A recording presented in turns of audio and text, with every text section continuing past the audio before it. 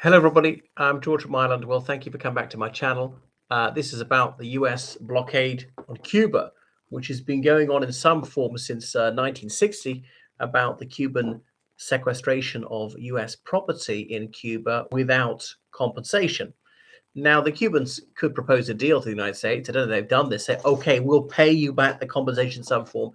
You lift the embargo because they can't sell the United States largely. There's certain exceptions. They can't purchase the United States. Americans not allowed to travel there unless it's for some charity, whatever. So some whatever cultural tour. Otherwise, like a $10,000 fine. Blah blah blah. So it'd be very very difficult for Cuba while they're still driving around these patched up 1950s American manufactured vehicles. Now, Obama liberalized trade, good for Cuba. Trump came in and stopped all that, partly because the cruciality of Florida, that is the biggest swing state. And Trump's won it every time he stood for the presidency. There's a large Cuban American community. Now, they used to be very much in favor of the embargo, but it is more divided now. Mostly in favor of the embargo, but there's a significant minority within the Cuban American community say no embargo. This is hurting the ordinary Cubans. If it brought regime change, it might be worth it, but it hasn't after 60 years, is unjustified, and so forth. All right. So, you see sanctions on Iran. Did that stop them developing their nuclear program? No. Sanctions on Israel worked? No. Sanctions on Iraq to prevent WMD? No, and so on. All right. So they got a lot stricter in January 2026 when President Donald J. Trump signed an executive order saying there's a national emergency regarding Cuba. Well, there absolutely is no national emergency. The situation with the United States and Cuba is no worse than it was before. Cuba's no existential threat to the United States, but he just did this as a legal workaround to authorize things he wants to do. Why? I suppose he thinks it plays well with a certain segment of the Republican right. It diverts attention from his failings on other fronts, like economically. So the embargo broadened to say there'll be tariffs on any country that sells oil to Cuba. Cuba doesn't have any oil; they really need oil. This is partly to hurt Venezuela, which was selling them crude, admittedly at rather preferential rates. It often been in return for medical service from Cuban doctors there. So the fuel shipments were absolutely crucial to keep Cuba's electric grid going. So really squeezing energy supplies, so they can't generate enough electricity. And most workplaces, factories, hotels, airports, schools, hospitals, just about anywhere needs electricity. You don't have many candles or whatever. Then transport to get the buses going. They don't have that many trains to make aviation fuel. So it was really hitting them very, very hard indeed. Likewise, Mexico said we can't sell them. So there were apparently some exemptions built in for humanitarian reasons. They could, the US Treasury said it would permit certain Venezuelan oil sales to the private sector in Cuba, but nothing governmental, nothing linked to the armed forces and so on. So there have been severe energy shortages. They've had to have this load shedding.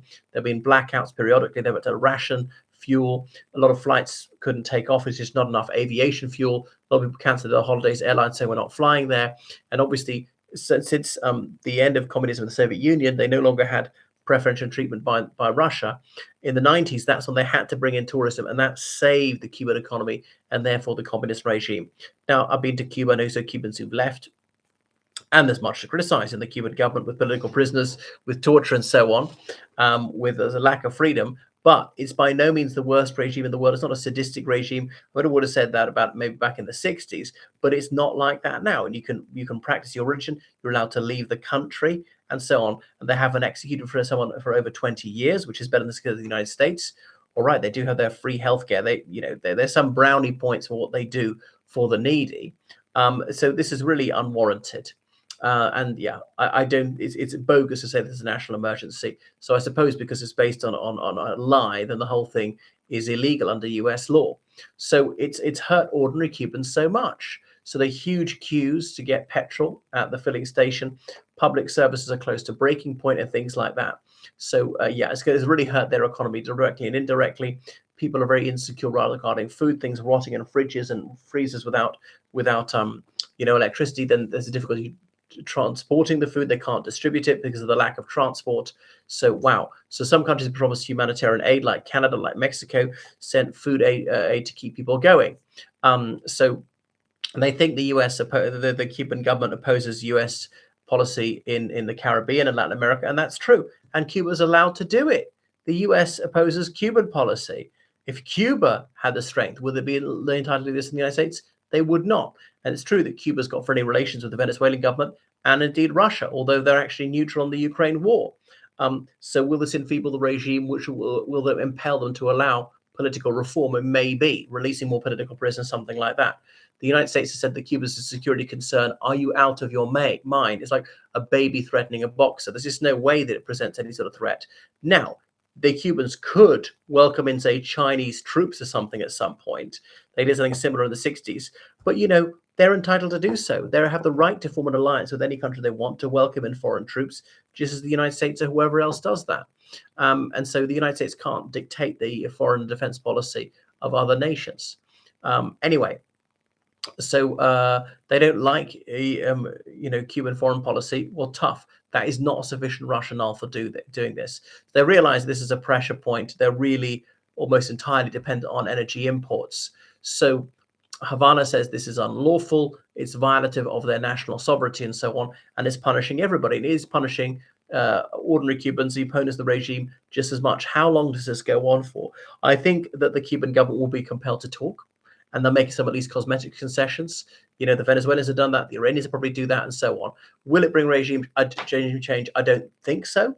Depends on its severity and how long it goes on. Wow, so it's really impacting everyday life an awful lot. I wish they wouldn't do this, but I don't think it's done for the ostensible purpose. He thinks there's an ulterior reason behind it, and that is, diversion. People applaud Trump's so-called toughness just to be a bully, just to try and starve people who don't do his bidding. So I'm unsure at this stage whether it's going to work. Wow, what a pity. You think, well, imagine being an ordinary Cuban, and the point if it's a dictatorship, well, then you've got no say in this. You can't vote the government to do this or that. You're just going to suffer, and the government might not break. And obviously, the elite, they will carry on living very well. There's a majority of people who are going to suffer. So it's all very pitiful. So trying to strong arm the Cuban government into working his will. Well, thanks for watching my channel. Make sure you subscribe on Patreon, donate PayPal, georgecallahan790@gmail.com. Goodbye.